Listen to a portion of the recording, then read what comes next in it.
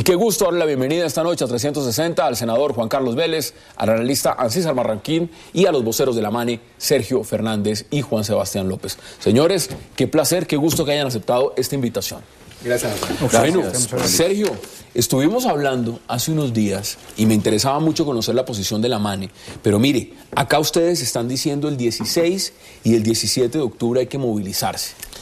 La ministra, los quiere mucho, la ministra María Fernanda Campo, ministra de Educación, les hace un llamado y les está diciendo, señores, por favor lleven sus propuestas que serán atendidas, pero no salgan a la calle. ¿Qué responden ustedes? Llevamos 2 años, o sea, esto no es nuevo, llevamos 2 años llevándole propuestas, no solamente en términos financieros a la ministra, sino en términos de autonomía, de bienestar, bueno, en fin. Y este año, la verdad es que la gota rebasó la copa.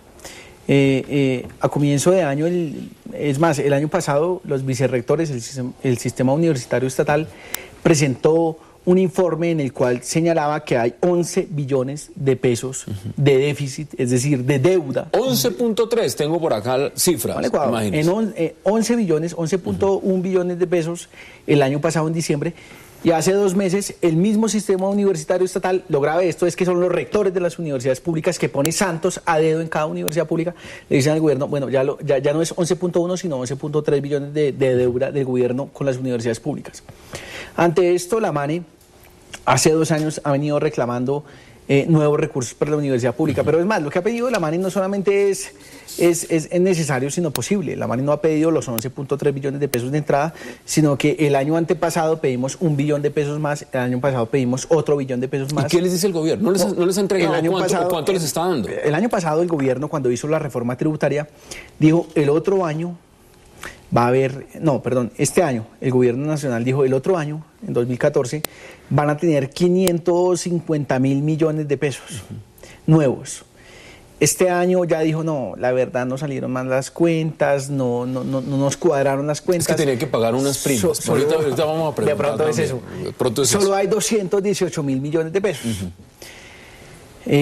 El déficit es de 11 billones de pesos. Si usted hace cuentas básicas, le da que más o menos a este ritmo se van a demorar 50 años en pagar el déficit de 50 años, no se me adelante, porque aquí también Juan Sebastián quiere decir muchas cosas. Bienvenido.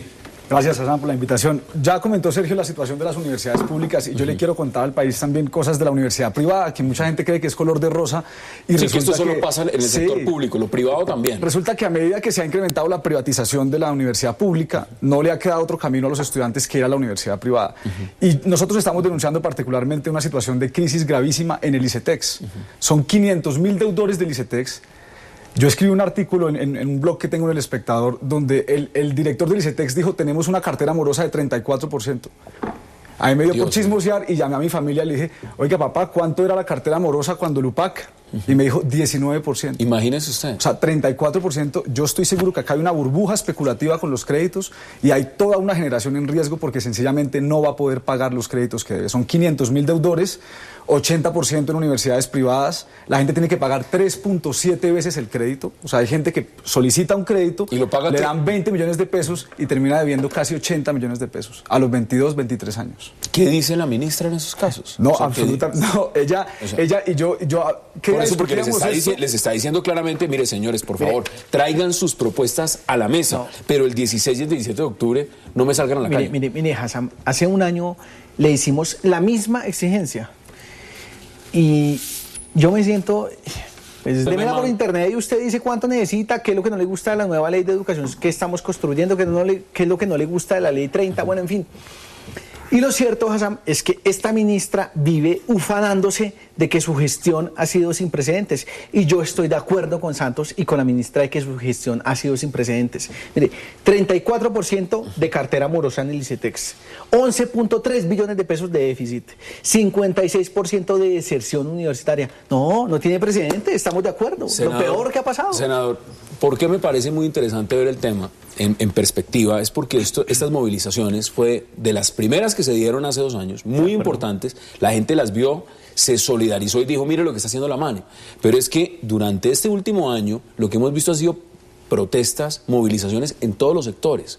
La pregunta que yo le formulo es, usted que está en el Congreso, Si no le están cumpliendo a los estudiantes que llevan 2 años, ¿le estarán cumpliendo a los demás?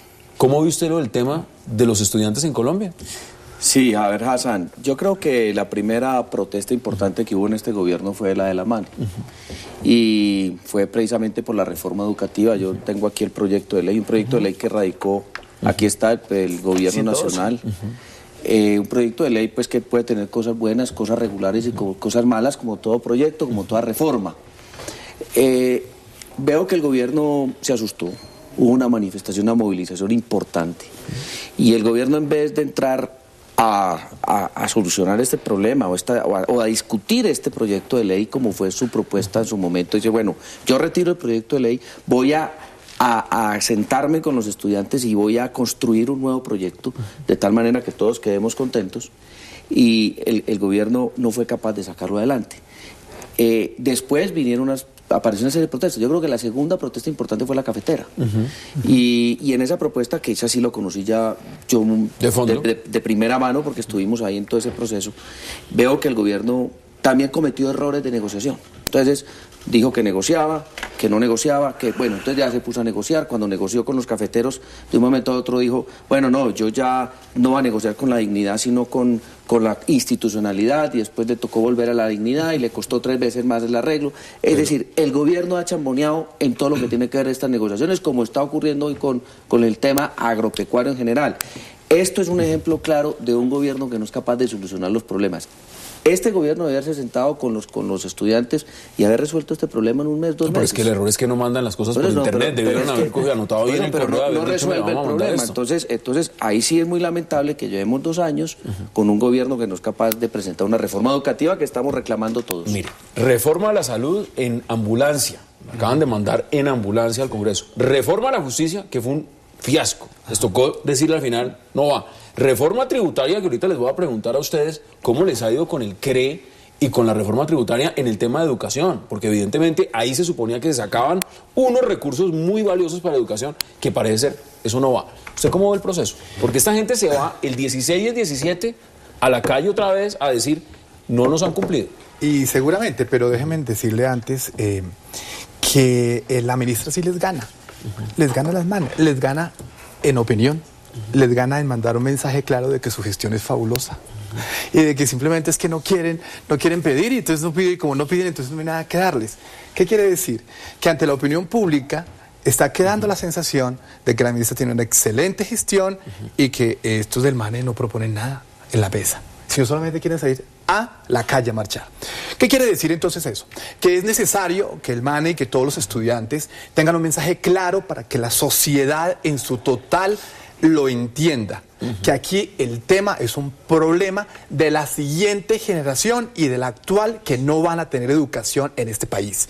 Ni pública, y al paso que vamos privada. Mire lo que está pasando en la privada. Mire lo que está pasando en la privada. Ese en verdad es el tema que debe ser claro, que le debe llegar a la sociedad, y que al gobierno o una de dos, o le está quedando grande o se está haciéndole la vista gorda. Mire, le dice la ministra a ustedes, nada genera más perjuicio a una comunidad académica, y especialmente para los jóvenes que estudian en estas instituciones, que provienen de familias pobres, que se les afecte el calendario académico.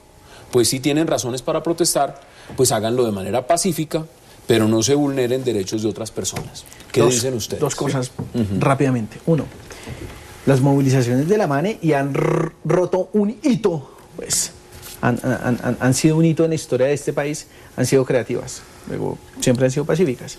Y 2, nada perjudica más la educación de los jóvenes de Colombia que una tasa de cobertura bajísima de 42%. Cuando uno mira en términos concretos, de cada 100 muchachos que salen del colegio, 42 entran a la educación superior, 25 a una universidad, 13 a una universidad pública, 6 se gradúan, 4 consiguen empleo.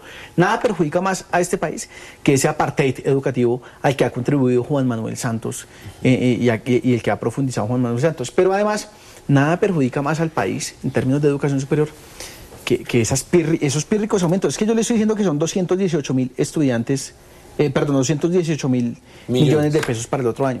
Son 650.000 estudiantes de las universidades públicas. El déficit es de 11 billones de pesos. Es que no llega ni un billón. Es pírrico el aumento, es decir, no es ni 1 millón de pesos por cada estudiante. Esto, esto en el macro, significa, porque lo impresionante es lo que ustedes están diciendo, no es solamente en lo público, Esto significaría que el gobierno tendría que salir a buscar recursos de donde no tiene. Muchos han planteado que se vende Isagen y se preguntan ¿para qué? O van a sacar recursos. La mayoría de sectores están diciendo, mire, el sector cafetero, el sector papero, el sector arrocero, están diciendo necesitamos recursos. Pero nunca piensan en la educación. Pues por eso le estoy diciendo. Nunca, es que ¿cuál es el tema de fondo? Si no hay para el agro y no tenemos para la educación, ¿en qué estamos gastando? Entonces muchos dirán, no, estamos gastando en la guerra. Se está negociando en La Habana. Y ya ahorita vamos a hablar del tema también y se está diciendo, ¿será que suspendemos los diálogos allá también? Entonces, ¿con qué diálogo está funcionando? No, pero yo quería comentar que no es cierto que no haya dinero. O sea, dinero sí hay. Yo escuché esta mañana al director de la DIAN diciendo que el recaudo tributario iba muy bien, que llevaban casi que 6 billones de pesos más que el año pasado. O sea que plata sí hay. En la reforma tributaria se le descontó, algunos análisis dicen que 6.5 billones de pesos a las principales empresas de Colombia al bajar el impuesto a la renta del 33 al 25%. Plata sí hay en Colombia. Otro tema fundamental para mencionar, esto es un problema estructural de la Ley 30, que ningún gobierno en los últimos 20 años ha querido solucionar, ninguno, ni el de Gaviria, ni el de Samper, ni el de Pastrana, ni el de Uribe, ni el de Santos. Ninguno les ha metido la mano. Y es evidente la forma de solucionarlo. O sea, yo estoy en desacuerdo con lo que menciona acá el doctor Ancísar, y es que el mensaje de nosotros es contundente. Hay una deuda y hay que saldarla. Y el problema del ICETEX no puede seguir así, no se puede mantener una burbuja que es impagable para los estudiantes. Entonces, las propuestas son sumamente concretas, hay que saldar la deuda de los estudiantes y hay que ponernos a discutir cuál es el nuevo sistema de educación que necesita Colombia, para el cual la MANE ya tiene una propuesta construida. Deme conclusiones brevemente, porque tengo que ir a la pausa y quiero que aprovechemos también para hablar del otro tema que quiero empezar a introducirlo. ¿Cuáles son sus conclusiones? Las conclusiones es que la ministra en verdad no ha querido asumir el tema con seriedad y con responsabilidad. Le ha sacado el cuerpo, hace un buen discurso, dice que da su correo, dice que la mesa está a la orden, que lleven las propuestas así. Y le podemos decir que el 16 y el 17 de octubre los estudiantes están en la calle. Como se dice en algo popular, pero de aquello, nada. Bueno, mire, vamos a la pausa, porque al regreso vamos a hablar también de un tema muy importante y tiene que ver con la posible suspensión, por lo menos se está hablando en las dos partes de esa posibilidad, de lo que podría ser una salida, mientras tanto, momentánea, a los diálogos de paz en La Habana. Ya regresamos.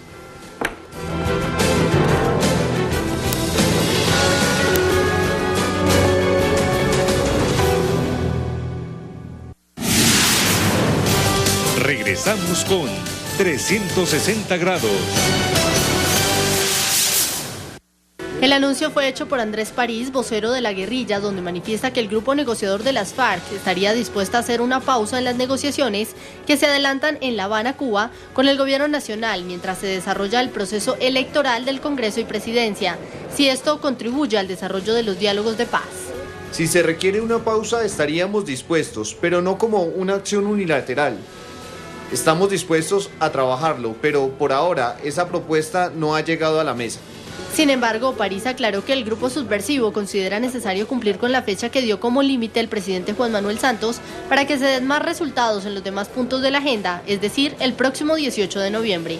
Ojalá pudiéramos cerrar para esta fecha el punto de participación política o, si se quiere, todos los puntos de la agenda. Lo que uno preguntaría es si el presidente tiene la misma celeridad para hacer los cambios que requiere nuestro país. El pronunciamiento de las FARC se da un día después de que el primer mandatario planteara 3 escenarios sobre las negociaciones al partido de la U, justo a portas que se inicie la campaña de cara a las elecciones legislativas y presidenciales. Regresamos a 360. Senador, usted fue a la reunión con el presidente Santos y la Unidad Nacional. Usted es del partido de la U. No, yo no volví hace rato a esas reuniones. Usted sabe que yo ya estoy en otro lado, mi corazón está en otra parte. Bueno, mire, en esa reunión, el presidente dio a entender prácticamente que se podía dar esa posibilidad de una suspensión de los diálogos. Le contesta a las FARC y le dice, pues no es una mala idea. ¿Usted cómo ve eso?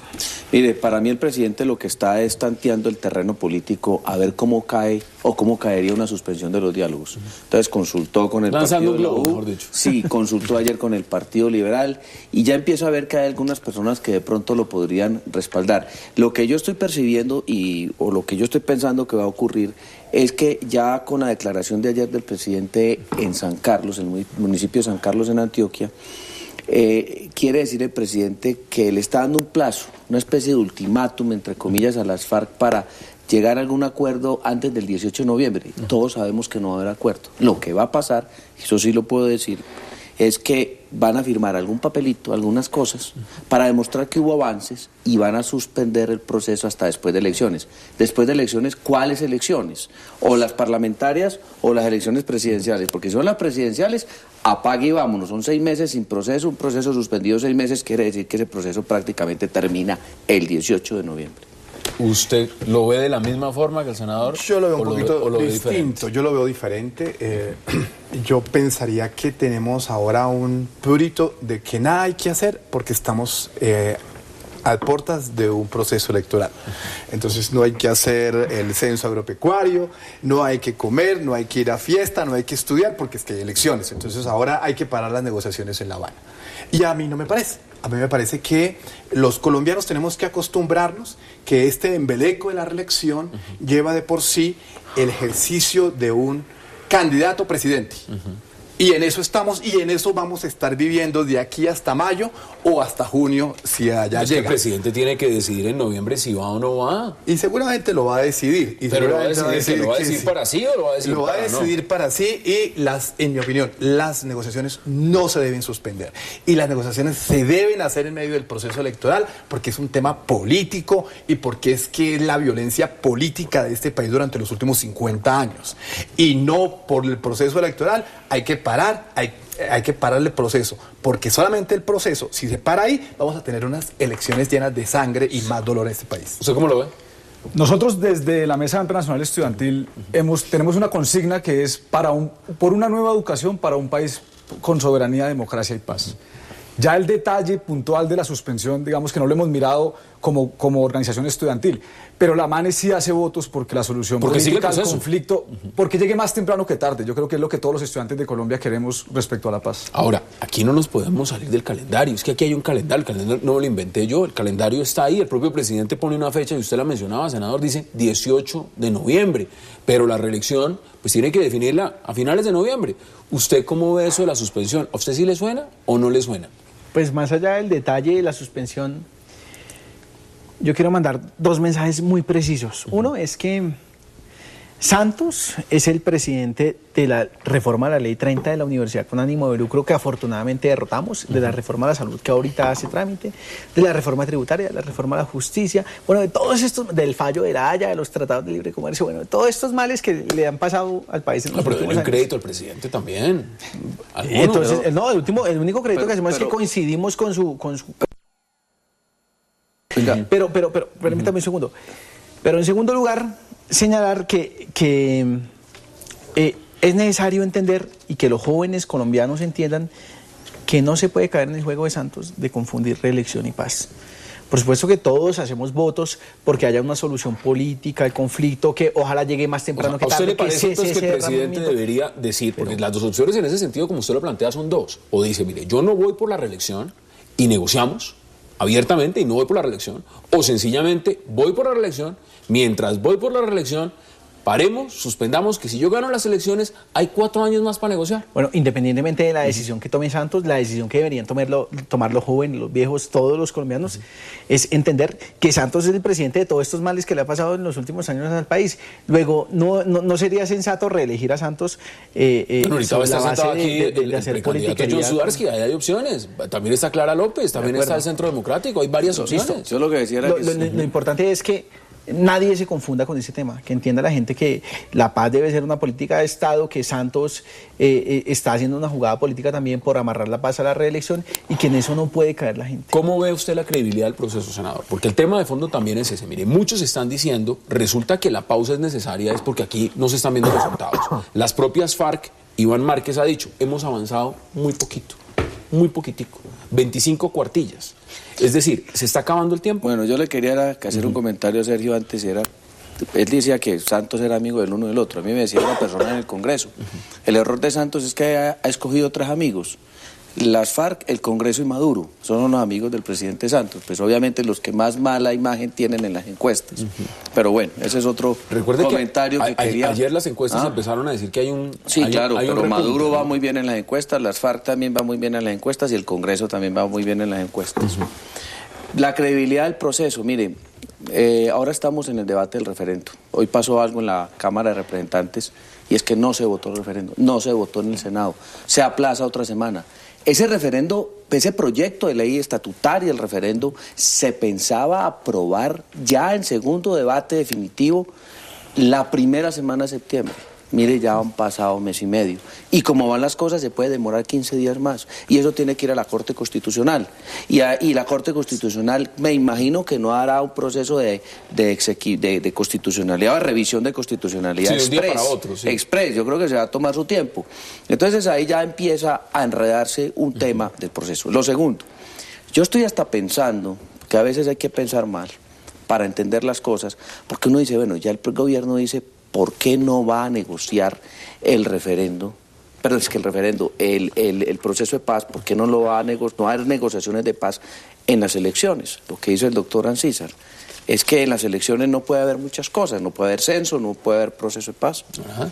¿Renunció el del DANE justamente por lo mismo? Sí, digo que era una conveniente. Pero ¿no será que está viendo el gobierno que llevar ese tema a las elecciones podría ser contraproducente para el mismo gobierno?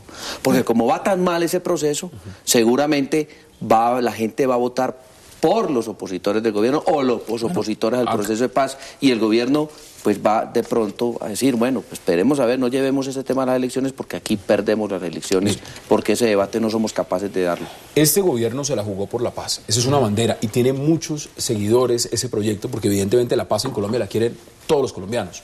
Las críticas vienen a cómo se está adelantando el proceso. La pregunta también es, el gobierno, en el plazo que ha tenido para adelantar esta negociación, fue el gobierno que se puso un tope, un límite, y dijo, es noviembre, es noviembre. Estamos llegando a noviembre, estamos muy próximos a noviembre. No se han cumplido los acuerdos. Hay que cogerle la caña a las FARC. Hay que cogerle la caña al gobierno. ¿Usted cómo lo ve? Mire, me parece que justamente lo distinto de este proceso es haber puesto fechas. Y lo hizo el mismo gobierno, pero pudo haber, no lo pudo haber hecho. Pudo haber hecho un proceso indefinido, o a 2 años, o a 3 años. El electorado hubiera aguantado que el presidente Santos hubiera dicho, no, mire, vamos a negociar, no sabemos cuánto tiempo nos tome, aquí nos sentamos, o tenía que ponerle un plazo? No, yo pensaría que eso con plazo o sin plazo. Mira, aquí hay unos temas que tenemos que tener claridad, que el proceso tiene que funcionar con elecciones o sin elecciones, el proceso tiene que funcionar con plazos o sin plazos, el proceso tiene que funcionar con manera de legitimarlo, bien sea a través de plebiscito, referendo, consulta popular, cabildos populares, constituyente, con lo que sea o con ninguna. O sea, eso también hay que tenerlo claro. Y última, yo diría que el presidente, si hace bien su campaña política, o sea, el problema aquí no es cómo empiezan, sino cómo se hace una campaña política, que es que de eso es lo que hacemos y esa es parte de la consultoría que hacemos. Eso simplemente es hacer una buena campaña. Una campaña electoral se fija sobre algunos términos muy puntuales. Gallup le está marcando al presidente que está en su peor momento. Claro. O sea, si uno mira, yo no me voy a referir a la última encuesta pero es que las elecciones, del Centro Nacional de Consultoría que dice que remontó un poquito. Y eso hay que creerles. Y la verdad es que está en el piso. Hassan, eso es cierto. Pero eso no quiere decir que mañana eso no cambia dependiendo de cómo se planifique una campaña electoral. Eso es una cosa distinta. En su análisis, hoy no ha empezado la campaña como tal. En teoría, la campaña tiene que empezar después del 18 de noviembre. ¿Ustedes creen que no ha empezado la campaña? Si la campaña... ¿Usted cree que no ha empezado la campaña? No, que ya empezó. Lleva 3 años en campaña. No, lleva 3 años en campaña. ¿Cuánto lleva Clara López en campaña, Obregón? Pues Clara desde que salió las decisiones del tercer Congreso del Polo, está en campaña, eso es obvio. Bueno. Pero Santos lleva 3 años en campaña. Pero el lío de Santos no es ese. El lío de Santos es, bueno, ¿y si se reelige qué? ¿Qué va a ser 4 años? ¿Usted cree que con una crisis inatajable, viene una crisis económica inatajable en materia de industria, los tratados de libre comercio van a quebrar absolutamente a toda la industria nacional? Este país ya no produce sorgo, trigo, maíz, soya, ya no produce frijol, prácticamente el 90% del café lo importa. Bueno, en fin, todo el agro está desmantelado. Pero, lo que tiene, es lo que esos asesores electorales tendrán que responderle a los colombianos para que los colombianos voten por él o no voten por él. César, el lío que yo le veo a Santos es, bueno, si se reelige, digamos, en el caso hipotético, se reelige, ¿cómo se va a mantener? Ese es el lío.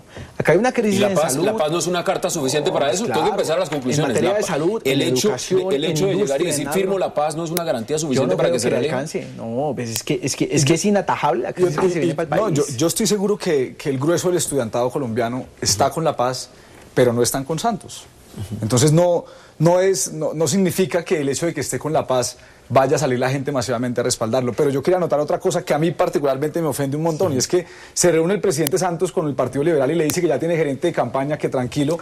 Sale Vargas Lleras y dice que no, que él es un académico, un decano de buen gobierno, y sale Carlos Fernando Galán y dice, no, Vargas Lleras es el jefe de la campaña política. Entonces yo particularmente creo que mucha gente... Esa es la unidad nacional. No, pero nos están tomando como si fuéramos unos idiotas, y me parece un irrespeto de verdad con la sociedad colombiana que el presidente no diga, y para Mane es necesario saber si estamos interpelando a un candidato o a un presidente. Ese problemita, y deme sus conclusiones brevemente, ¿ese problemita lo puede resolver ahora mismo o tiene que esperarse hasta la última fecha del calendario, que es cuando le dicen, hasta aquí le llega la fecha, hoy tiene que decir si se lanza o no se lanza, si se reelige o no se reelige? Él se va a tomar todo su tiempo. O sea, él va hasta el final. Él va hasta el final y va a tomarse su tiempo. Pero mire, el tema es que en una elección presidencial se le hacen unas ofertas al elector. El elector liderará cuál toma y cuál no. ¿Qué es lo que me preocupa si se levantan, por ejemplo, la mesa de negociaciones con las FARC? Que el Centro Democrático se queda sin estrategia electoral, sin con qué atacar a Santos. ¿Quedan ustedes sin estrategia electoral? Para nada. Es que el Centro Democrático, mire, el Centro Democrático viene recorriendo el país desde hace 8 meses.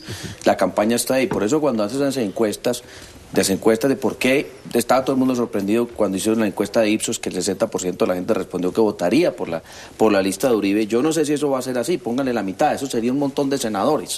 Pero lo que pasa es que llevamos 8 meses recorriendo el país calladitos, llevamos 53 talleres democráticos, visitando todas las regiones de Colombia, presentando propuestas, y hemos recogido propuestas. Muchas de las propuestas que hoy están de moda, en boga, o que son, por ejemplo, toda la propuesta agropecuaria. Nosotros fuimos los primeros que hablamos de la problemática de los insumos. Nosotros fuimos de los primeros que hablamos de las salvaguardias de los TLCs. Acá hay un tema. Nosotros hablamos, inclusive para el tema educativo, tenemos una propuesta clara. La meta del Centro Democrático es que todos los estudiantes universitarios, todos los estudiantes de bachillerato, los que salen de secundaria, puedan entrar a la universidad, hacer un esfuerzo grande para lograr una cobertura del 100%. Ustedes están aspirando a ganar un número importante de senadores. Claro. Lo que sí está claro es lo siguiente, es que si los ganan o no, pues eso cambiaría la dinámica del proceso de paz, claramente, si continúa o no. No, es que nosotros no hemos dicho que nosotros no estemos de acuerdo con la paz, primero, que creemos que la paz se logra a través de un proceso de negociación. En lo que no estamos de acuerdo es en la forma como se adelanta este proceso, empezando que para que haya un proceso de paz exitoso debe haber un cese de actividades criminales. Los 7 procesos de paz exitosos en Colombia fue con cese de actividades criminales, los de El Salvador, los de Guatemala, los de Irlanda, si hay una pausa, todos. ¿cómo debería ser esa pausa? ¿Con un cese de hostilidades o una pausa? No, si el Centro Democrático gana la presidencia de la República, las negociaciones continuarán, pero se exigirá como requisito cese de actividades criminales, no más secuestros, no más atentados, no más asesinatos de policías y soldados, si no, no habría posibilidad de un proceso de paz. Denme sus conclusiones, concluidos este debate, porque vamos a entrevistar también al precandidato John Suarsky. No, miren, yo insisto en que el país no puede confundir el tema de la reelección con el tema de la paz. Pero además, el llamado que yo le haría a los jóvenes en Colombia es, no olviden que el mismo Santos que está negociando la paz es el mismo Santos de los tratados de libre comercio, de la reforma a la salud, de la reforma a la ley 30 que proponía la universidad con ánimo de lucro, la privatización total de la universidad pública, la reforma a la justicia que le tocó patraciar, bueno, en fin, ese es Santos. Es decir, Santos no es ningún demócrata de discurso social ni nada de ese tipo. O sea, ¿su candidato cuál es? Yo hablo como vocero de la MANE, como miembro del pueblo. Como Sergio Fernández. Como Sergio Fernández, miembro del Polo Democrático Alternativo. No, mi candidata es Clara López. Bueno, ahí están las posiciones, ahí está la baraja de candidatos. Sergio, un verdadero placer. Gracias. A usted, Hassan. Senador, como siempre. Pero muchas gracias. Frente a la posición de Santos, estamos identificados. Bueno, pues que el Polo y los polos se unen. Bueno, ahí está. Así, muchas gracias. Y por supuesto, Juan Sebastián, un placer.